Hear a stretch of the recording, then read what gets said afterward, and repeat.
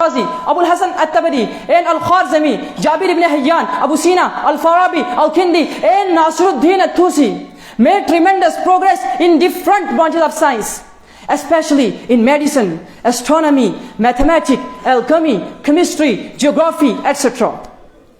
We should not mind if science finds any fault in Islam. In fact, science should not play any part to increase or decrease our iman. We should strongly believe that the truth lies only in what Allah and His Messenger sallallahu alaihi wasallam have said. Allah bless him and give him peace. The Holy Quran says, وَمَنْ أَصْدَقُ مِنَ اللَّهِ حَدِيثًا وَمَنْ أَصْدَقُ مِنَ اللَّهِ قِيلًا.